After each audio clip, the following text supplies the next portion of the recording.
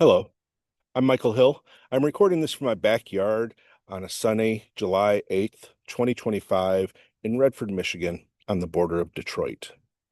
And while it is a sunny, beautiful summer day, the title of my piece is Winter Poetics. It's a bitter cold day, so much so that poetry is frozen in my keyboard. I'm supposed to write a poem tonight for group, and I cannot find the poetry key.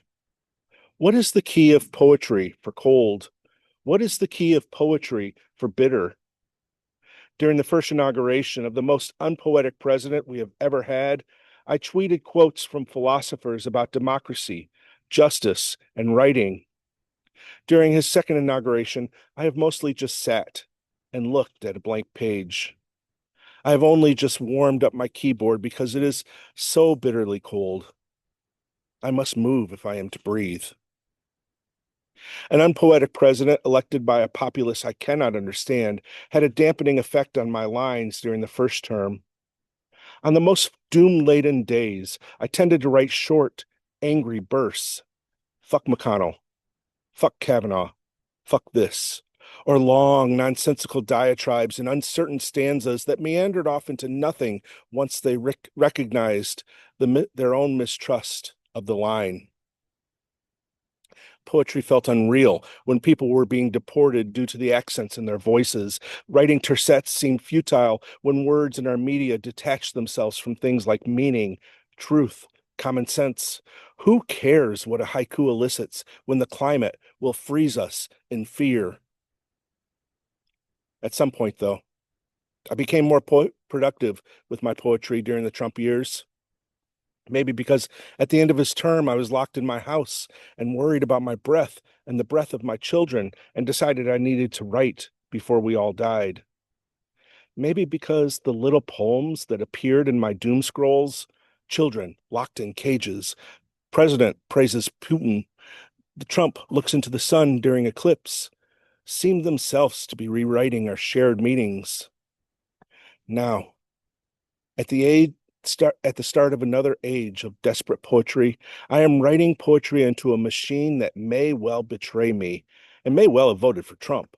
This computer, previously my computer, has aligned herself with the new standard of literacy, and this standard has been built upon the tenuous cultural connection between our minds and tongues.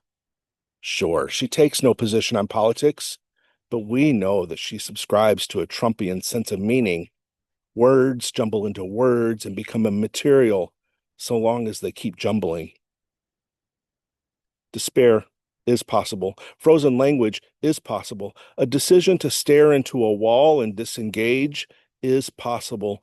But if we allow these things to happen, we allow others and their computers to control the fate of our language. As poets, we must breathe deep, move, and survive. Poetry claims and reclaims language. Poetry invests new possibilities for meaning. Poetry reasserts form when form is abandoned by those who claim no authority matters. Poetry creates audience when faces in the audience have been shunted outside the power of language and the logic of the lyric. Poetry allows us to feel the extents of ourselves again, our fingers, toes, the tendrils of our language-connected souls.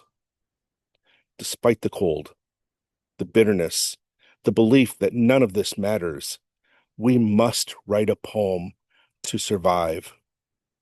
The winter will kill us if we do not act. Thank you.